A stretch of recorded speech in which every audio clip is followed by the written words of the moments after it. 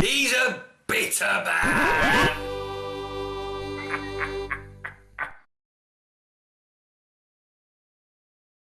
Give it up, make some noise for the fabulous Mr. Geoffrey and Parfitt Jr. Yeah!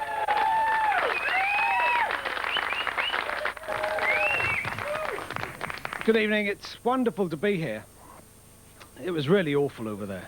Do you know, I went shopping today. I was in a small electrical shop. I said I'd like 2 60-watt light bulbs, please. The guy brought them for me. I said, excuse me, how long do these bulbs last? He said, I don't know. But if you wait, I'll test one for you. I said to wait for that would be ridiculous. So he's going to phone me. I went in a burger bar and I bought one of their all-day breakfasts. I had a break for lunch. I use the tube a lot, actually, and I get really annoyed by some of these announcements. Mind the gap, mind the gap. I take no notice of that, because I don't mind the gap. That's why I keep falling under the trains. Good. Now, there's another weird announcement. There's a weird announcement on the Victoria line at the moment. Move right along the train using all available doors. Tried it once. I went in and out of 4 doors, and the train pulled away without me. Last night I went to see that film Jack with Robin Williams. He kept telling me what was going to happen. I used to be a social worker. I helped compulsive gamblers. I placed bets for them. I went for a job. As an art critic, but I didn't get it because I don't know about art, and I don't know what I like. That's great. Do you know, I was reading something very interesting in a magazine. Apparently a dog's breed... Look, come on, listen. If you stop laughing for a minute. I'm going to forget that. Do you know, I was at home the other day and my radio stopped working. So I had to improvise. I put a blanket over the television. Stop that. Yeah, I'm not very good at this yet, actually. As you can probably tell from the fact I'm on this show. But established fans of mine will notice that I've got a new T-shirt tonight. And I hope you like it, because it is, in fact, the best piece of material I'm using tonight. No. Actually, I had it made so nobody in the audience has to think too hard. Because at any time during my act, it'll give you the answer when you think to yourself, who the f*** does he think he is? Good. Yeah, what comes next? Long pause for laughter. Oh, yeah, what? I realised, actually. No, I didn't. That's later. No, I saw something interesting in a magazine today. Apparently, a dog's breed indicates the personality of the owner. Well, I know that's not true, because I haven't got a dog. Aren't relationships difficult? No, I say that because I've just finished a relationship. I was going out with a woman that I met at Hockley Heath Chess Club. I got talking to her one night when I got there late, and somebody was using the board. Thanks. And I feel a bit of a bastard at the moment, but I've had to end that relationship because, well, she said she didn't want to see me again. And that's it, as far as I'm concerned. I don't believe in compromising. And it's a shame, really, because, you know, we'd actually got through what's normally a very difficult phase of a relationship for me, the second date. And we'd actually started talking, which is very important, because, you know, I tend to need reassurance that a relationship is working. I tend to say things like, you do like me, don't you? You do like me, don't you? Her answer was always the same. You haven't lost your Visa card, have you?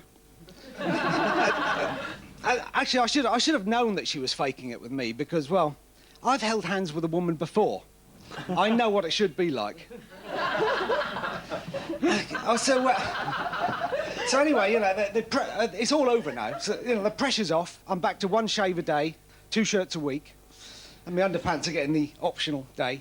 And the pressure is off psychologically as well because with any woman that I care about, I face a terrible dilemma. Because on the one hand, I want to make her happy, but on the other hand, I want to spend time with her. But luckily, you know, as usual, there's always a few potential girlfriends on the horizon. Unfortunately, they're all moving away at the moment. I actually got a phone call from my mate Dave as well this week. He asked me if I'd act as a referee for him. So now I'm in a film about football. Me and Dave, we go a lot of places together. We went to the cricket last week, and we were sitting there, and I said, Dave, is that player wearing a mask? He said, yes, he's not a recognised batsman. Laugh.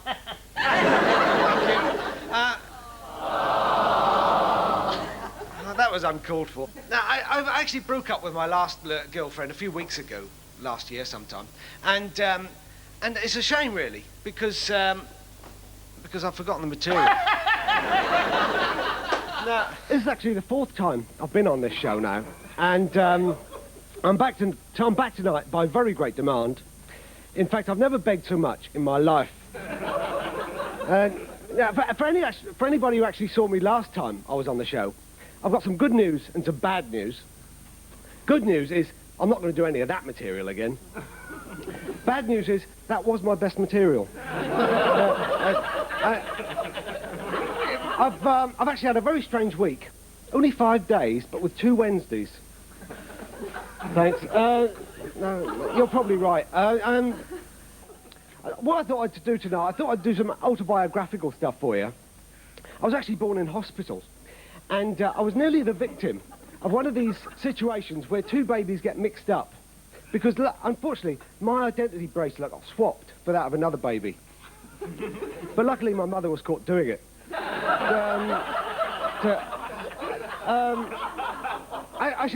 had a very sheltered childhood, because our house had 2 roofs.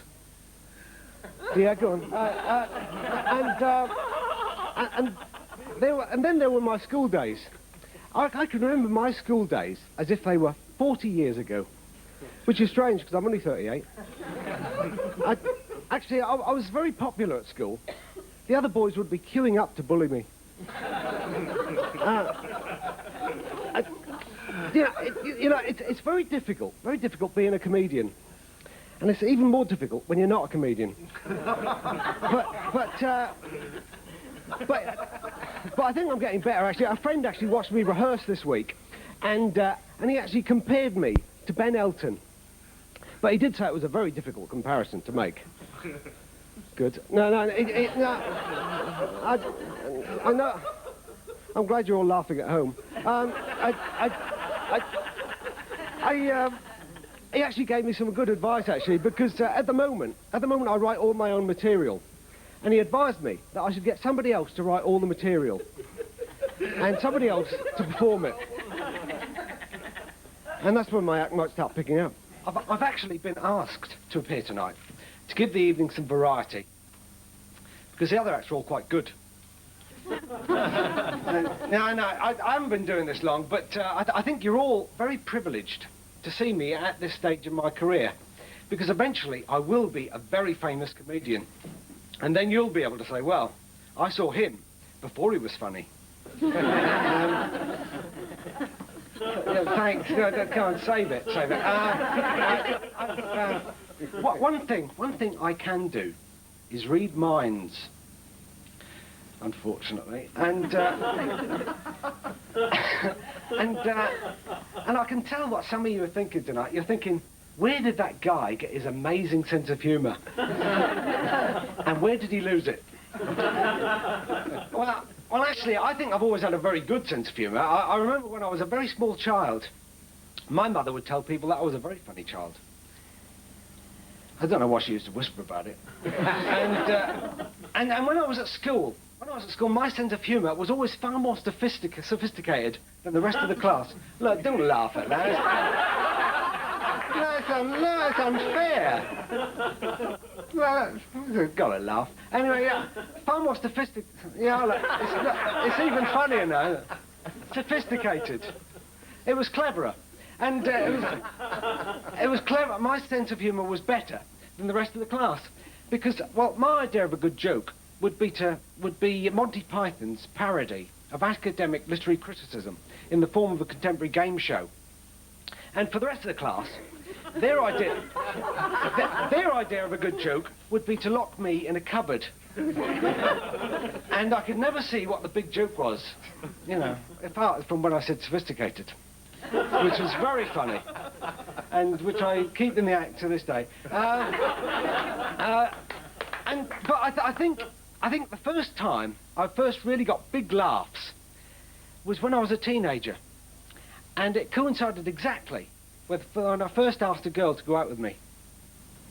Good. I missed it. No. The timing's wonderful. No, you're a great comedy audience. You make me laugh.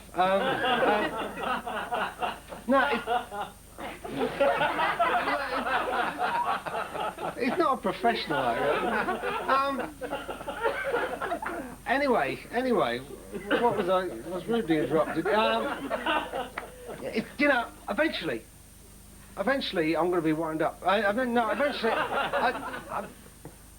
yeah, it's great. No, don't, look, you're spoiling it now. I've got to go, this is bloody hell. Anyway, I've got to get off now. Well, thanks very much.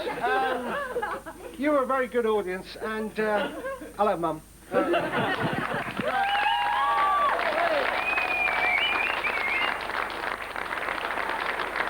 Okay, there we go, brilliant. We're going to move straight on with our next act. Keep that applause going for the fabulous Mr. David Dinsdale.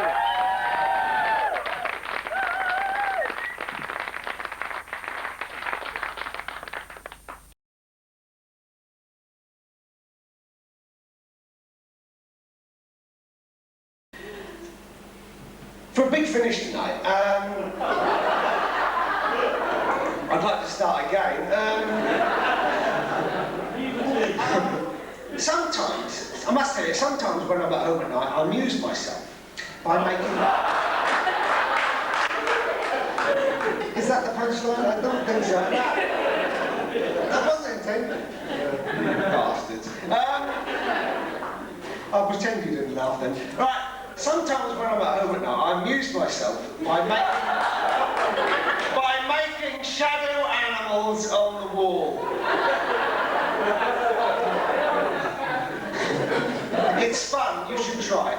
All you need is a good torch and a dark room and some animals. Do you know, my father used to say to me, son, at the end of the day, breakfast isn't very popular. But at the beginning of the day, breakfast is incredibly popular. Strange man. People often say to me as well, there's no place like home. Well, I went in the house next door, very similar.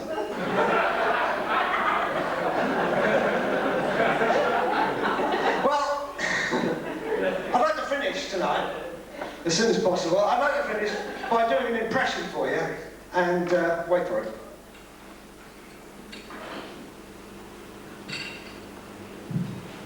For this, I need to change my appearance.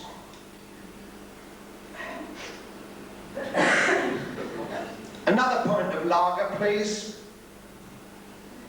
No, that was me on holiday.